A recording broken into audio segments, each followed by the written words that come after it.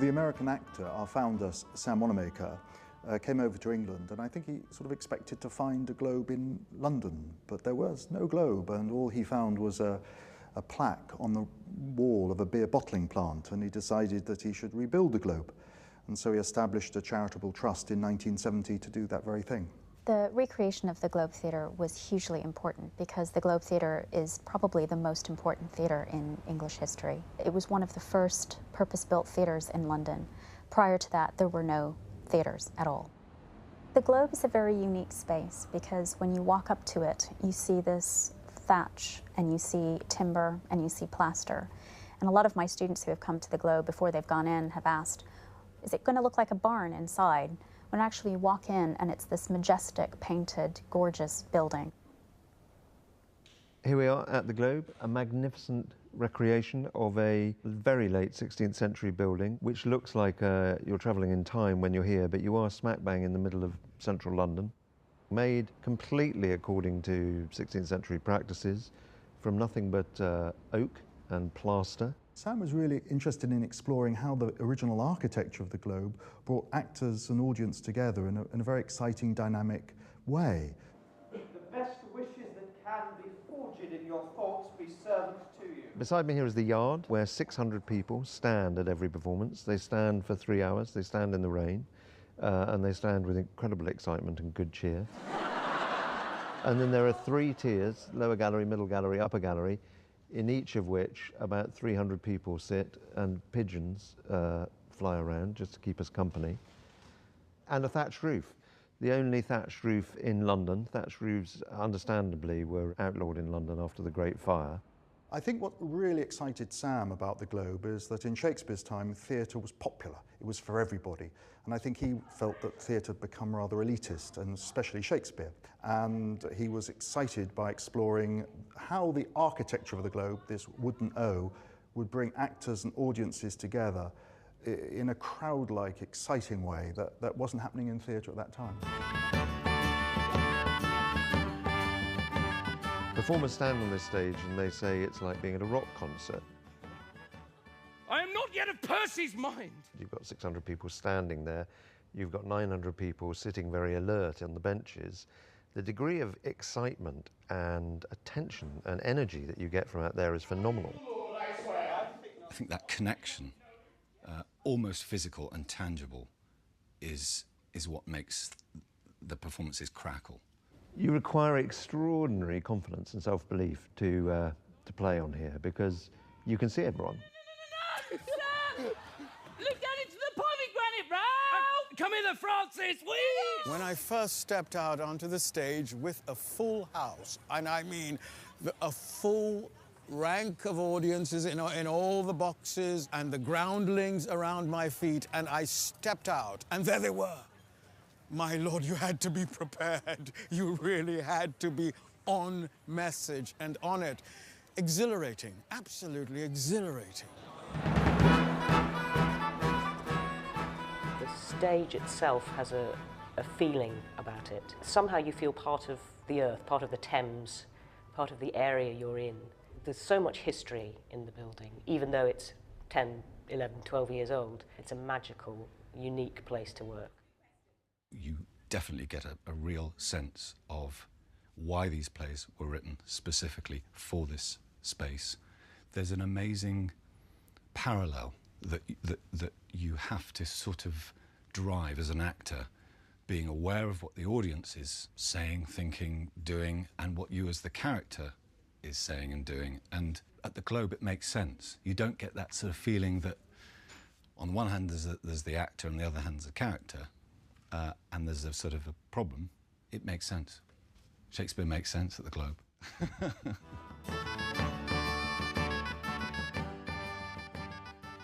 The audience is perhaps the most unique feature of performance at the Globe. It is the most dynamic, lively audience you can possibly imagine. Audience are invited to just be themselves. Because if you like, the Globe was Shakespeare's original instrument, and he wrote with this particular architecture in mind. He wrote for a theatre in which actors could see the audience. In most indoor theatres with lights, actors can't see the audience. It's very difficult to communicate with them. But it's also a theatre where the audience is very much aware of being in an audience. It's very much aware of being in a crowd. For the audience, it's just electrifying. They say it's like being at a festival or a carnival of some sort. From the moment they come in these doors, they come in, they start congregating, and they just start getting off on each other. They start enjoying being in each other's presence. And there's something about that excitement that builds to a real sort of wave of excitement that the actors then come in and join in with. So thrilling on both sides. Audience members look at each other. Their laughter becomes infectious and contagious inside the Globe. There are moments of stillness, so the Globe audience is completely unified at times.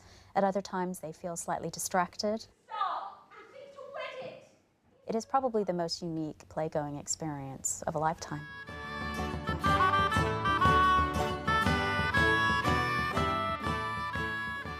The reconstructed Globe has taught us a great deal about Shakespeare in performance by reconstructing the architectural conditions in which his plays were originally written. We've learned so much about the way in which the vertical structure of the playhouse impacts upon performance. The actor has to look up, the actor's face has to work extra hard, the actor's body feels almost, we've been told by actors here, as though they've been playing in a football match. One of the unique things about seeing the play at the Globe is that Shakespeare makes sense in here. There's something about the way people congregate in here that makes everybody more intelligent. They all raise each other's game. They all search every line, every half line for something funny, something beautiful, something sad, something lyrical, whatever.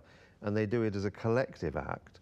And that sheer mental energy coming off 1,500 people makes the plays much more clear. I think it shed light most of all on the importance of the audience and how much, if you like, the audience is a character in the plays, a constantly shifting, changing character that changes from day to day, from evening to matinee, so the play is never the same twice. It's in a crowd that stands up. That has a very different energy than an audience that's sitting, rooted to their seats. So this atmosphere of a crowd, of like a crowd at a game, is what the Globe has done for Shakespeare, I think. At least lend it you shall lap you first. We're constantly building out into the yard. There's something about having people just there, and when you build out into the yard, as they have here, having people right by you, that gives you a sort of intimacy and a sort of directness in dealing with people that's unique to this space. You can be simultaneously epic. You can sit back on the stage here and do a great scene and provide a big landscape, or you can walk forward and get very close to someone and just speak very privately to them. And that's true of Shakespeare as well. Shakespeare has this wonderful way of going widescreen and then going into very tight close-up in his plays. And this theatre is uniquely capable of matching that.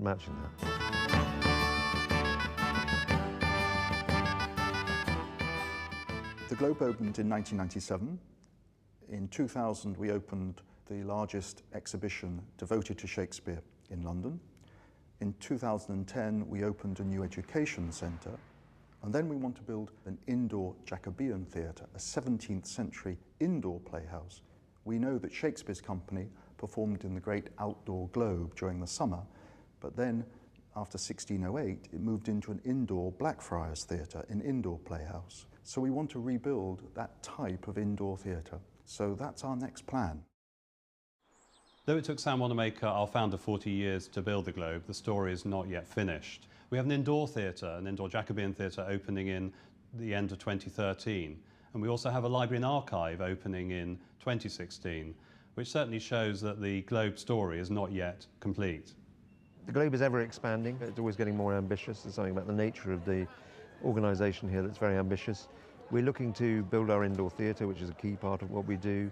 We're filming all of our productions now, which go out in cinemas, they play on television, they go out as DVDs. Our education work goes everywhere. We greet visitors from all over the world into our exhibition. I mean, it's a glorious place. There's something very special and unique that happens here, and we just want as many people as possible to share it and to know about it.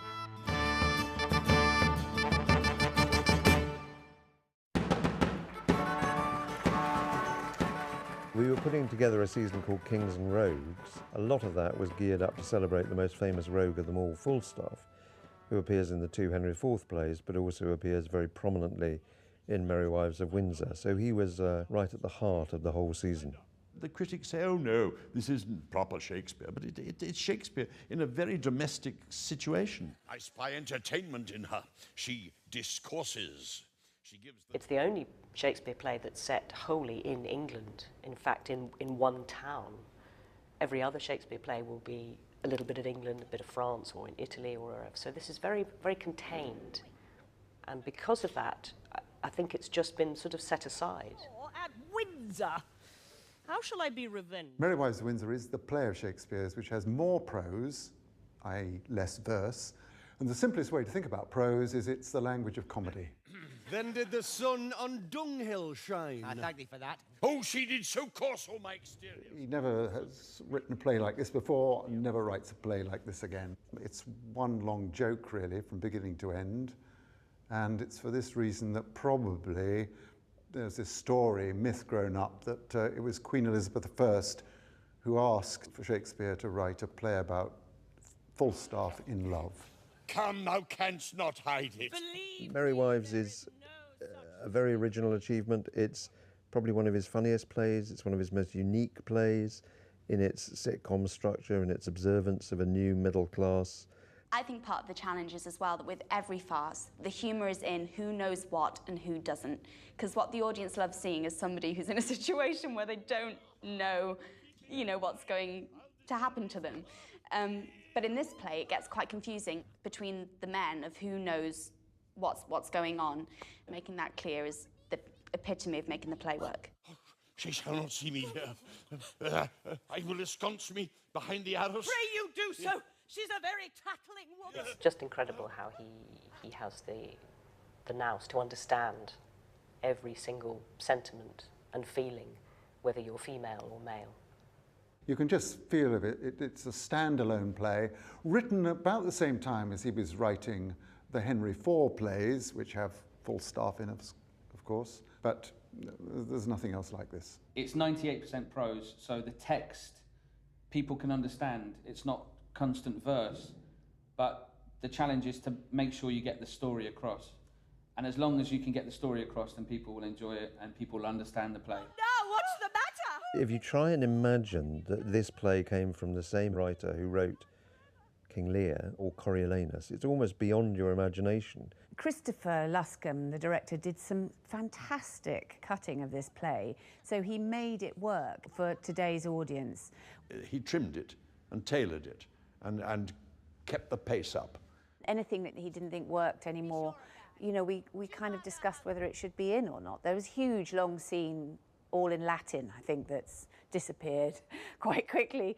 It's just very accessible, and I think that's why it works. One of the great surprises when we presented it was how it catered for all audiences. It wasn't just for a particular audience, it was for everyone. I remember vividly when we toured it to America, we took it to Los Angeles, and on the first afternoon there we had a dress rehearsal, and we had a collection of what are called Title I schools in, which were basically young school kids from Compton who came in, and we worried about their response and whether they'd like it or not, and they went wild for it. They understood the language very immediately.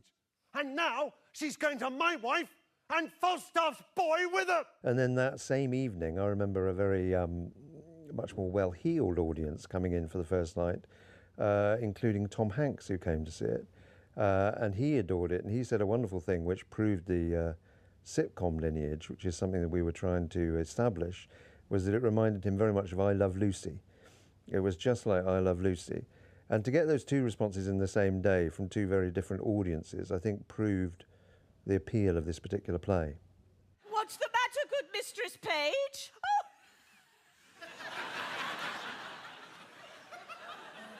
Oh, well a day, Mistress Ford, having an honest man. We were given license to be quite radical with our comedy, which doesn't often happen for women. Out upon you! We were allowed to be as silly as we liked. A bit like sort of something from Fawlty Towers.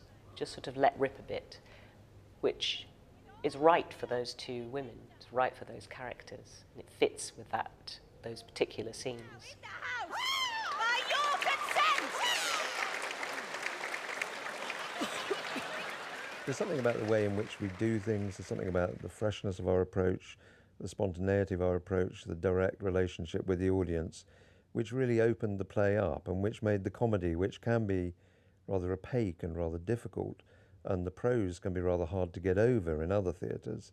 But there's something about the way in which we talk directly to the audience and we do it all in a shared light together that made that prose seem very contemporary and seem very fresh, and that made it dance rather delightfully rather than seeming rather lumpen, which it can.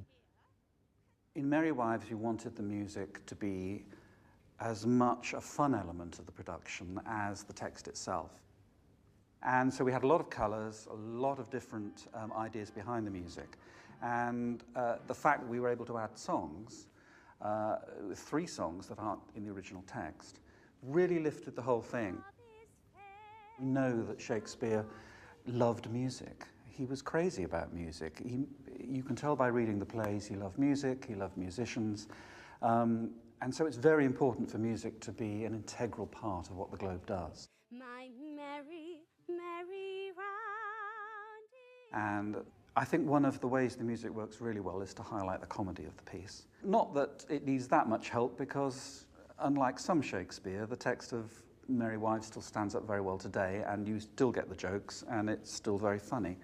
But the music under a lot of the dialogue really lifts it and really helps to underline the jokes, and I think the audience really respond to it.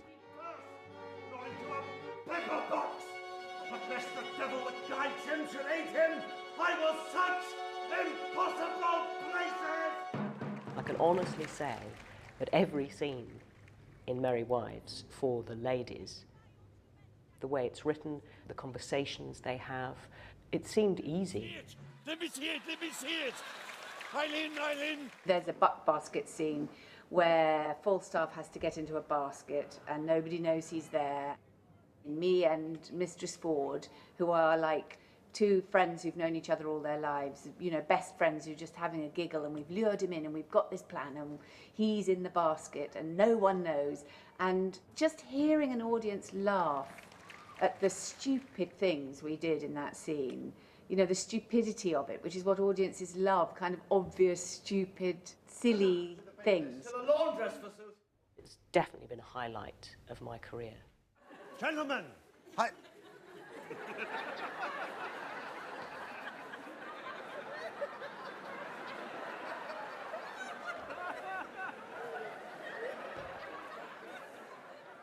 I honestly couldn't have been happier than when I was, it wasn't when I was speaking. There was moments in that scene where I just stood and the audience were just laughing and laughing and laughing and laughing. And I thought, this is what it's all about. I'm just completely happy to be here doing this scene. Now, whence come you? From the 2 parties, forsooth. The devil take one party and his damn the other. I've suffered more for their sakes than man's disposition is able. We fed off each other and we all enjoyed it together. It was a terrific combined performance. Everybody loved doing it. We were a very united family. I was beaten myself into all the colours of the rainbow. Sir, let me speak with you in your chamber. You shall hear how things go, and I warrant to your content. I think that this production, more than any other I've seen, shows it to its best advantage within the context of the Globe. Mistress Page has come with me, sweetheart. Divide me in 2 like a bribed buck. Each a haunch. I bequeath my horns to your husbands. Am I a woodman, eh? Speak I like her and the hunter? As I am a... When you've got 1,600 people surrounding you, all clapping, all singing along, all having a ball, how can you not be on a high? I felt like a rock star at the end of that. It's so cleverly designed, the theatre. It's a drum, essentially.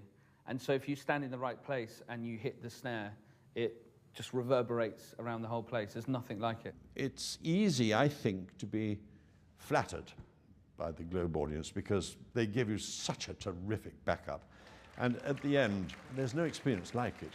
It's a wonderful, it's a unique experience. It really is.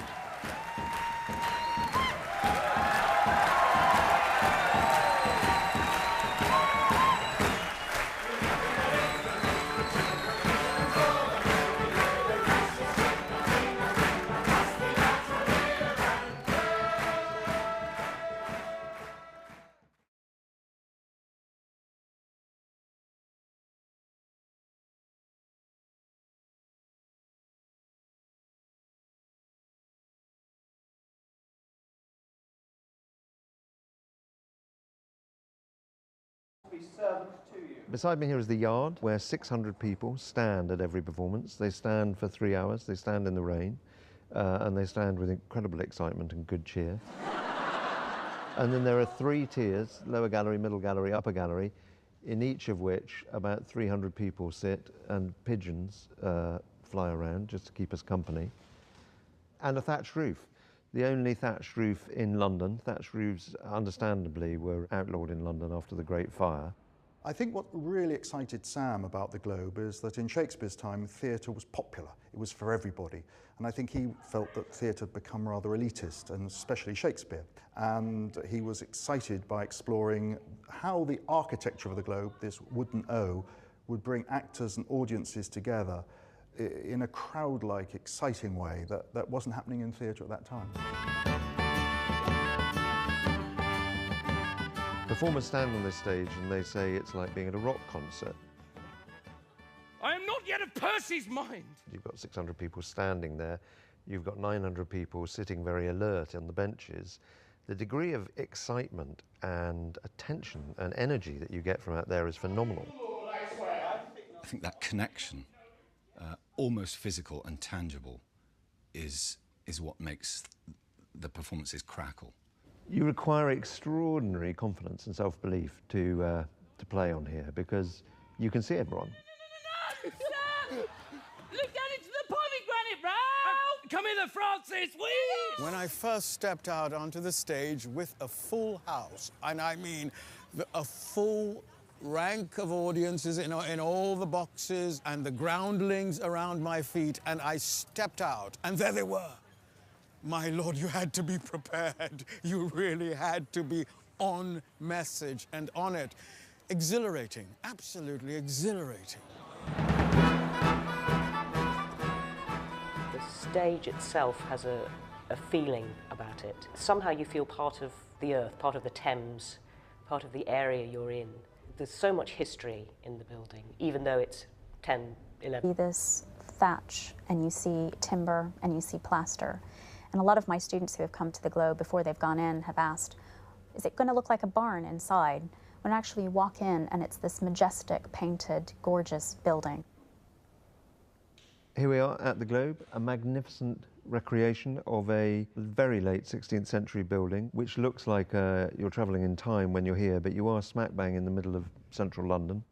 Made completely according to 16th century practices, from nothing but oak and plaster. Sam was really interested in exploring how the original architecture of the Globe brought actors and audience together in a very exciting, dynamic way. The best wishes that can be forged in your thoughts.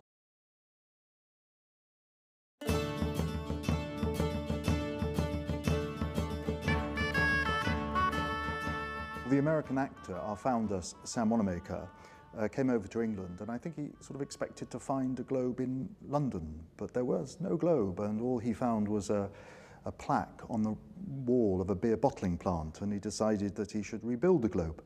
And so he established a charitable trust in 1970 to do that very thing. The recreation of the Globe Theatre was hugely important because the Globe Theatre is probably the most important theatre in English history. It was one of the first purpose-built theatres in London. Prior to that, there were no theatres at all. The Globe is a very unique space because when you walk up to it, you see